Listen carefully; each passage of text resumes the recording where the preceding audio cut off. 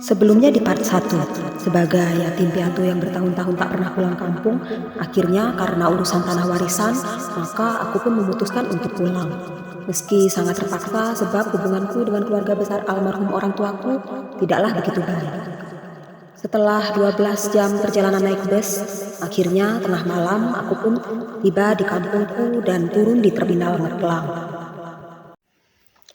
Anehnya, terminal yang dulunya ramai itu kini benar-benar sepi. Tak ada angkutan umum yang bisa membawaku sampai di rumah. Ojek pun tak terlihat sama sekali. Padahal rumahku masih jauh, berjarak 2 kilometer lebih dari sini. Jadi ya sudah, meski lelah, putuskan untuk berjalan kaki saja. Siapa tahu bisa ketemu sama tukang ojek di tengah jalan.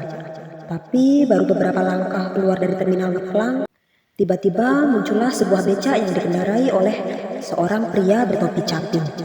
Ia mendekat padaku. Tanpa berkata sepatah kata pun, ia mempersilahkanku naik dengan mengangkat kursi penumpangnya. Lega sekali rasanya. Tanpa pikir panjang, aku naik ke becak itu. Sepanjang jalan, supir becak itu hanya diam, padahal aku sudah berusaha mencairkan suasana dengan mengajaknya berbincang. Anehnya, dia bisa tahu dengan tepat di mana dia harus membelokkan becaknya untuk menuju ke arah rumahku. Padahal aku tidak memberi kode atau aba-aba apapun. Bahkan aku yakin kalau aku tak pernah mengenal dia sebelumnya. Dan lagi pula, jalan menuju ke perkampunganku bukanlah jalan yang mudah ditemukan. Lalu, dari mana dia bisa tahu? Rute menuju rumahku dimulai dari jalan utama, lalu belok ke kanan di perempatan pertama setelah RSUD Nyi Ageng Serang dan masuk ke jalan setapak lurus berkerikil. Lalu puluhan meter dari sana ada sebuah tikungan yang sangat gelap. Di sanalah kami harus berbelok untuk menuju ke gang kampungku yang jalannya berkelok. Bukankah rute itu sedikit rumit dan harus dijelaskan setiap saat sebelum berbelok? Tapi bukan main. Dia langsung paham untuk satset mengarahkan becak sesuai rute tanpa aba-aba dariku. Apa dia mengenalku sehingga dia bisa tahu di mana rumahku? Rasanya tidak. Yang lebih aneh, sesampainya di tikungan gelap sebelum masuk ke jalan berkonblok yang kusebutkan tadi, tiba-tiba saja dia mengerem dan berhenti. Kenapa? Dan berhenti begitu saja di area persimpangan gelap gulita itu. Mataku membelalak, aku bergidik. Kenapa? Becak diangkat, dicondongkan ke depan. Pertanda aku harus segera turun, sekarang juga. Anehnya, bapak itu cuma diam. Tidak mengatakan sepatah kata pun dalam keheningan. Apa aku harus protes? Ini kan belum sampai di depan rumahku. Tapi rasanya tidak. Baik, aku pun turun sambil menggenggam uang 100 serta 50.000 yang sudah kusiapkan untuk pembayaran. Pelan-pelan kubalikan badan ke belakang, kepada tempat supir becak itu berada.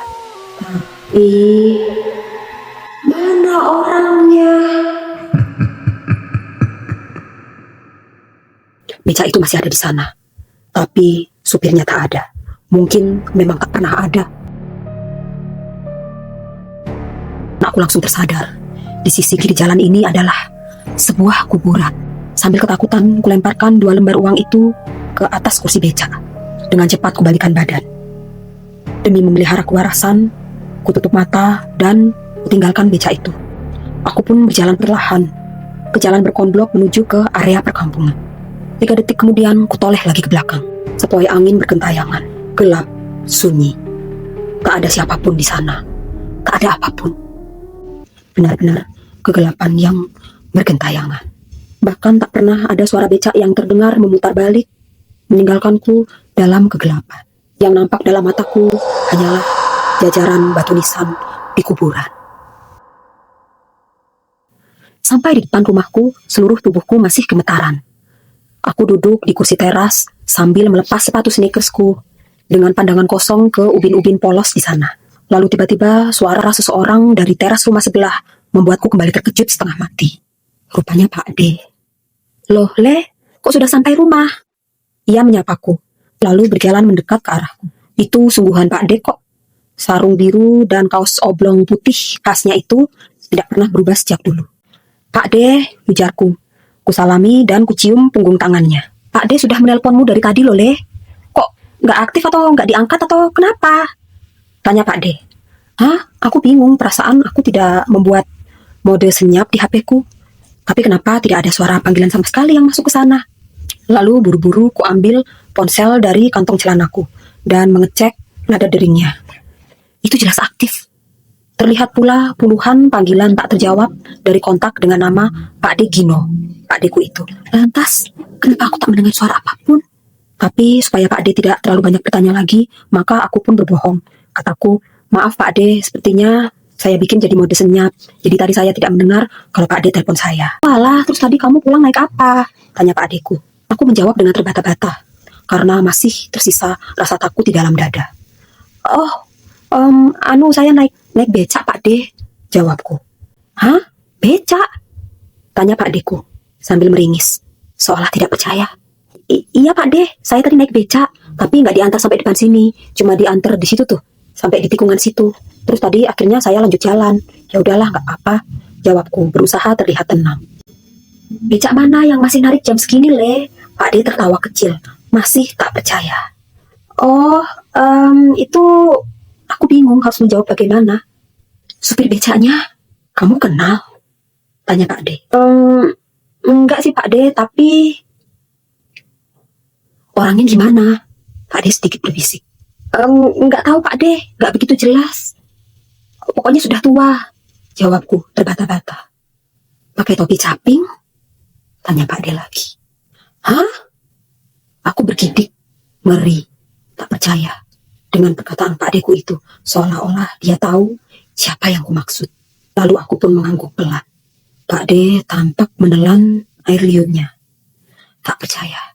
Lalu beliau menyuruhku segera beristirahat. Tapi sebelumnya ia menawariku untuk makan gulai yang sudah dimasakkan oleh Bude untuk menyambut kedatanganku malam itu. Aku tak menolak. Lagi pula, aku memang butuh untuk ditemani malam ini demi menjaga kewarasan diri. Malam itu, sambil menikmati gulai di atas meja makan di rumah Pak D mengawali segala macam obrolan seperti biasanya dengan berbahasa basi. Tapi di tengah-tengah pembicaraan itu, tiba-tiba Pak D berkata, namanya Pak Supri, Le.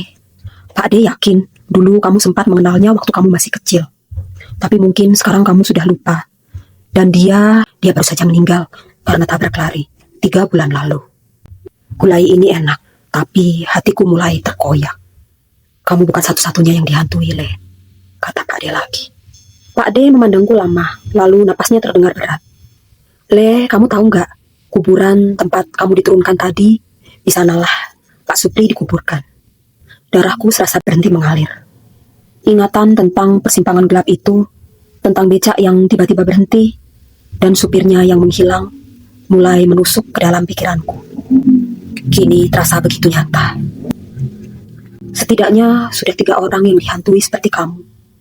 Lanjut Pak D, pelan. Mereka bercerita hampir sama persis dengan apa yang kamu ceritakan. Mereka semua mengaku kalau diantar sampai dekat rumah. Tapi lalu tiba-tiba diturunkan begitu saja di depan kuburan itu. Aku hanya bisa terdiam. Sendok di tanganku bergetar. Tapi Le, dia itu nggak pernah berniat jahat kok, kata Pak D dengan tulus. Semasa hidupnya, Pak Supri memanglah seorang tukang becak yang rajin narik baik siang maupun malam. Katanya mengantar penumpang sampai ke tujuan itu menjadikan hidupnya tetap berguna. Mungkin sampai sekarang pun dia masih tetap ingin melakukan pekerjaannya seperti dulu. Aku menunduk, menahan perasaan haru sekaligus ngeri. Sosok yang sempat menghantuiku itu ternyata hanyalah seorang pria tua yang tak pernah ingin benar-benar pergi dari jalanan dan pekerjaan yang sangat ia cintai. Keesokan harinya Aris tiba.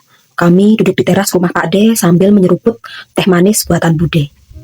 Kuceritakan semuanya yang kualami tadi malam. Aris mendengarkan ceritaku dengan serius, lalu menepuk pundakku dengan pelan. Ia tahu rasa sesal di hatiku karena kehilangan orang tua sebelum sempat membahagiakan mereka, tentunya masih membayangiku sampai hari ini. Dan menurutnya hal itu tidak boleh terulang lagi pada Pak D dan Bude yang sampai saat ini masih diizinkan untuk mendampingi kami. Karena saat ini hanya Pak D dan Bude lah yang menjadi pengganti bagi orang tua kami. Jangan sampai setelah Pak D ataupun Bude pergi selamanya seperti Pak Supri, maka kami baru bisa berhenti berkeras hati. Maka kata Aris kepadaku, Pak D mungkin memang berwatak keras mas, tapi sebenarnya dia peduli pada kita. Maka jawabku, kalau begitu kita nggak boleh menjauh lagi dari keluarga. Aris pun mengangguk. Katanya, iya Pak D, Bude, sepupu-sepupu, dan seluruh keluarga besar kita, mereka satu-satunya keluarga yang kita punya sekarang. Dan itu tentunya lebih penting daripada sekedar urusan tanah warisan. Hari itu aku dan Aris memutuskan untuk membuka lembaran baru. Kami mulai memperbaiki hubungan kami dengan keluarga besar. Sudah waktunya setiap tahun kami harus mengusahakan diri untuk pulang kampung, demi menghabiskan waktu bersama keluarga besar, saling berbagi cerita supaya terlihat lebih rukun. Dan mulai hari itu sampai tahun-tahun berikutnya, setiap kali aku pulang kampung dan melalui persimpangan dekat kuburan itu, aku selalu menundukkan kepala sambil berbisik dalam hati, terima kasih Pak Supri karena sudah mengantarkanku sampai ke tujuan. Kubuka dompetku, niatku mau mengambil KTP untuk kuberikan kepada Aris demi melengkapi dokumen yang diperlukan untuk urusan tanah warisan. Tapi tiba-tiba, betapa terkejutnya aku saat 2 lembar uang berwarna merah dan biru itu melonjak keluar begitu saja dari sana. Mereka yang pergi mungkin tidak pernah selamanya benar-benar pergi. Mereka masih hidup dalam kenangan, masih hidup dalam ingatan, dan mungkin dalam...